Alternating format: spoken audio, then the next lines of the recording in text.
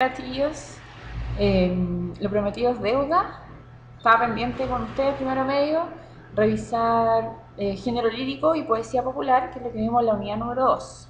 Bien, entonces ahora, al igual que en el primer video, vamos a revisar cuáles son los contenidos primero y luego vamos a ir abordando. Atención.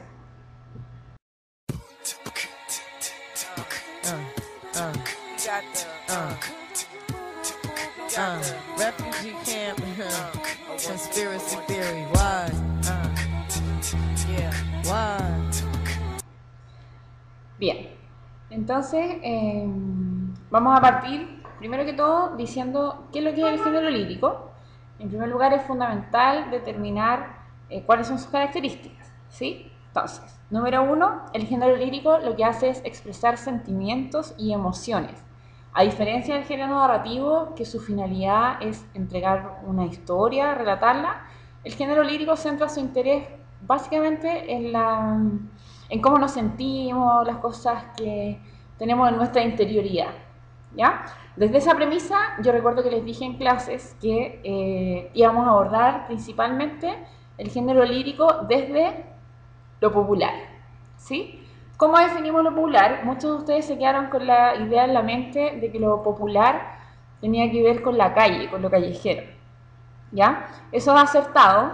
Sin embargo, cuando hablamos de lo popular, es más acertado todavía decir, por ejemplo, que es lo oral, ¿sí? Y además, lo que está fuera de lo formal, de lo académico, las cosas que pasan generación tras generación, eso es popular. Por eso que en ese sentido conocemos la cultura popular, lo asociamos también al folclore, etc. Ya, porque son cuestiones que pasan y trascienden en el tiempo.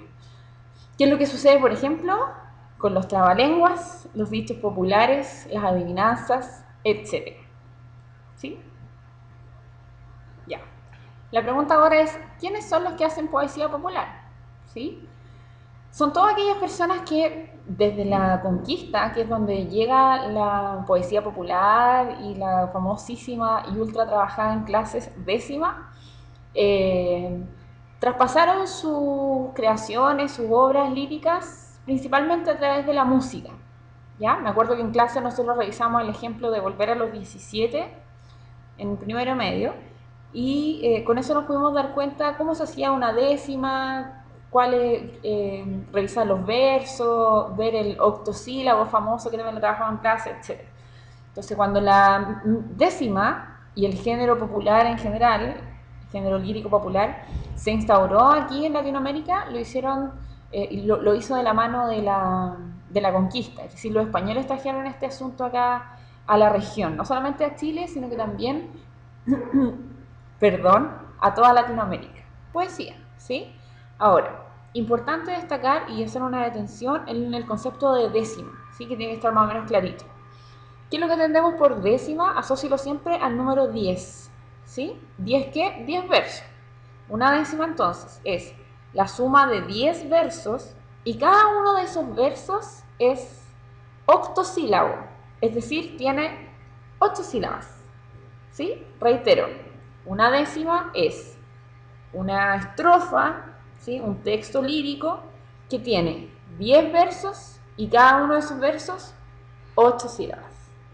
No olvidar porque para la prueba es fundamental. Presten atención en los siguientes textos que son décimas, porque en la prueba van a ver también algunos ejemplos de esto, entonces usted tiene que reconocerlos con facilidad. Atención.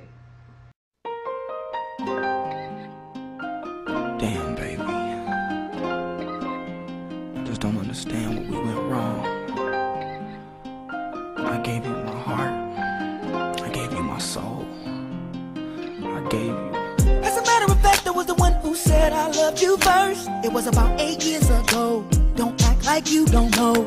We were sitting at home in your mama's living room. See, your mama knew I was something else. She knew how I felt back when we were in school. And that's your favorite excuse. See, growing up I was a fool, and I can't lie, I'm missing you.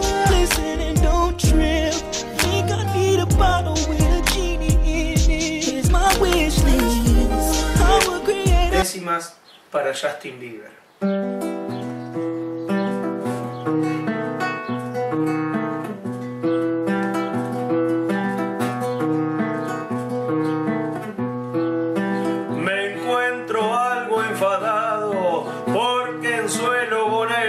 estadounidense, un mocoso canadiense a mi país ha estafado con un estadio colmado y ha adquirido un dineral. Justin Bieber, inmoral, ha dejado el comentario, se bajó del escenario sin cumplir el recital. La comida en mal estado, dice que le dio un revés, pero se supo después que se había emborrachado y también ya muy drogado se encontraba a esa hora. Y pienso acá ahora, por lo que yo interpreto, no tuvo nada de respeto por todas sus seguidoras.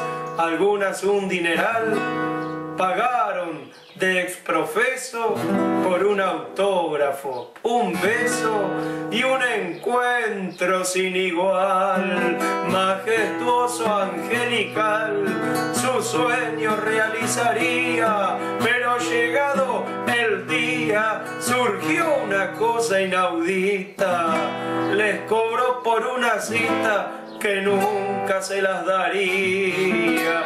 Cuando alguien gentilmente nuestra bandera le alcanzó, Justin Bieber la pisó ante toda aquella gente. Es un mocoso insolente que ni se inmutó siquiera. Yo dolorido quisiera decirle que no admito de que venga un drogadicto a patear nuestra bandera.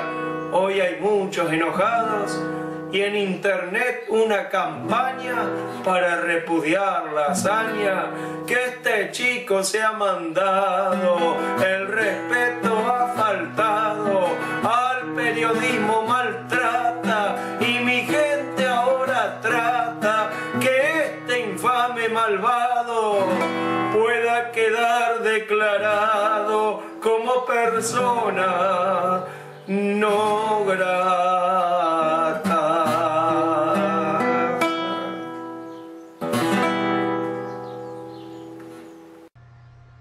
Ya.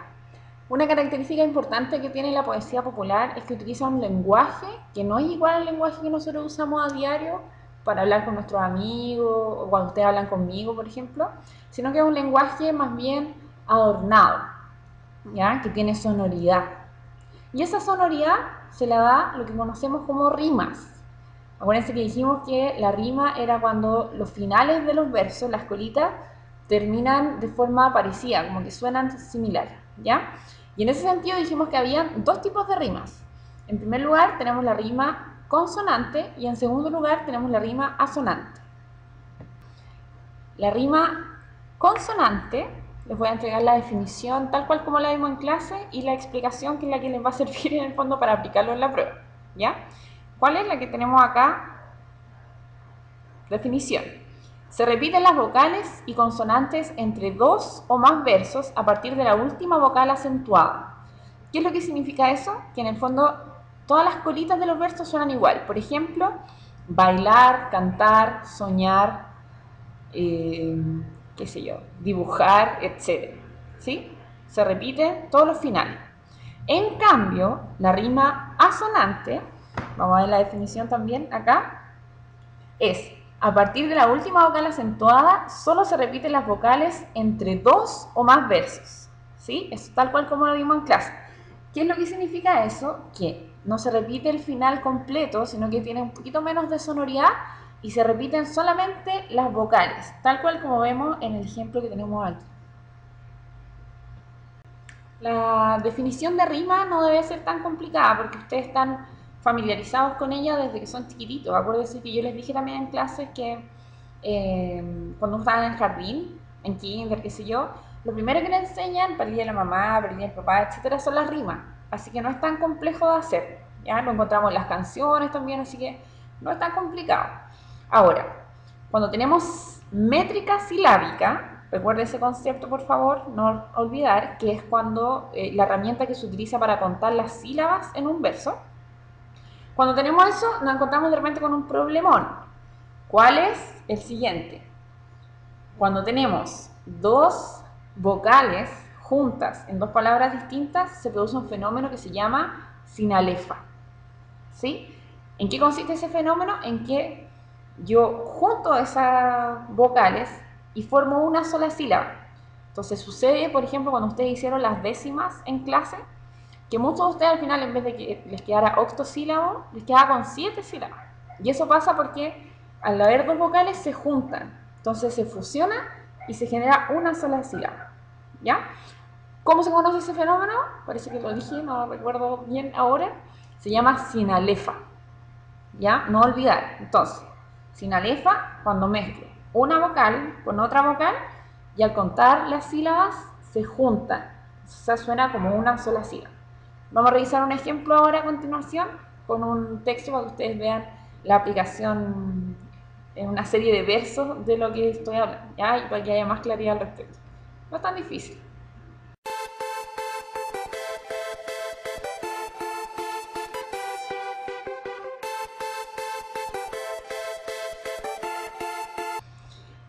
Otra cosa importante, según su medida, podemos agrupar los versos en dos grandes grupos, ¿sí? En primer lugar, tenemos los versos que conocemos como de arte menor, que son aquellos que tienen 8 sílabas cada verso o menos. En cambio, tenemos otro grupo que son los de arte mayor, que son aquellos que tienen de 9 sílabas cada verso hacia arriba. ¿Quieren ver un ejemplo para entenderlo mejor? Vamos a revisar el tiro un ejemplo cortito de arte menor y arte mayor. Atención.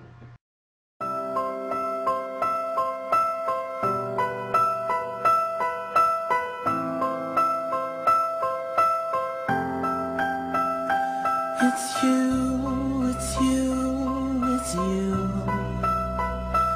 It's you, you.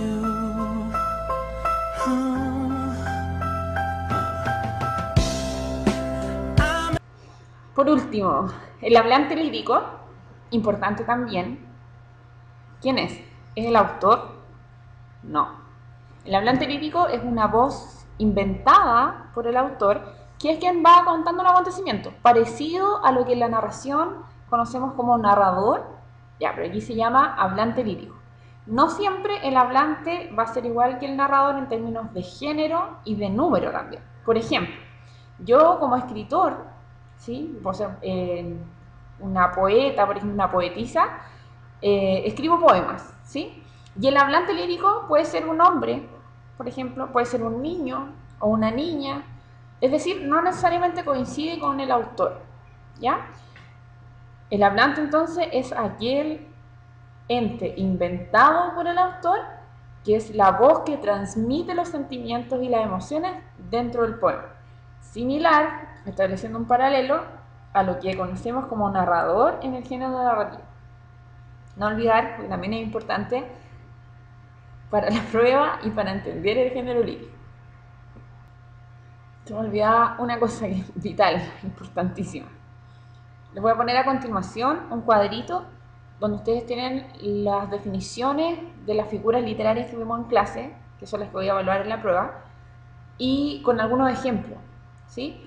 No es tan complejo, es simple, fácil, y con los ejemplos es la mejor manera de ir entendiéndolo en la aplicación, ¿ya? Entonces, inmediatamente ahora ven el cuadrito, denle una vuelta, registren, lo vuelven atrás en el video, etcétera, saquen una... No le saquen una foto porque eso, si lo usan en la prueba, es copia.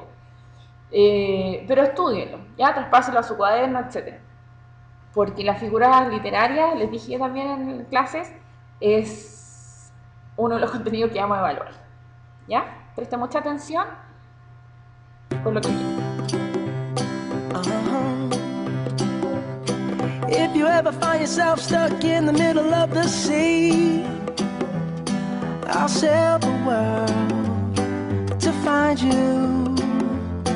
If you ever find yourself lost in the dark and you can't see, I'll be the light to guide you. Find out what we're made of when we are called to help our friends in need. You can count on me like 1, 2, 3. I'll be there. And I know when I need it, I can count on you. Like 4, 3, 2, and you'll be there. 'Cause that's what friends are supposed to do, oh yeah. Ooh, ooh, yeah, yeah. If you're tossing and you're turning and you just can't fall asleep, I'll sing a song beside you. And if you ever forget how much you really mean to me. Ya, chiquillos, ahí está la síntesis de los contenidos. Es importante que no solamente se queden con el video, sino que repasen también lo que hemos visto en clase, porque la clase es vital para poder entender todo este asunto, los ejercicios, todo lo que hacemos. ¿Qué es lo que es importante para la prueba? Lo siguiente, aplicar, ¿sí? Es importante que ustedes conozcan y dominen los conceptos, pero también es importante que los puedan aplicar en un poema, ¿sí? Que sepan reconocer qué tipo de rima es, que sepan reconocer cómo es el hablante lírico, etc. ¿Ya? Porque yo le he dicho también hartas veces en clase que más que memorizarse todos los contenidos, es importante que ustedes sean capaces de reconocerlo y de aplicarlo en un texto lírico, por ejemplo, en un poema, en una canción o en cualquier otro texto de la poesía popular. ¿Ya? Entonces, vital, conocer los contenidos, ¿sí? No memorizarlos, sino que entenderlos, ¿ya? Y ser capaces de aplicarlos en la prueba. A algunos textos que ahí van a estar, donde ustedes van a tener que reconocer tipo de rima, etc. Ojalá que les haya gustado, estudien y que les vaya bien en la prueba del lunes. Chao.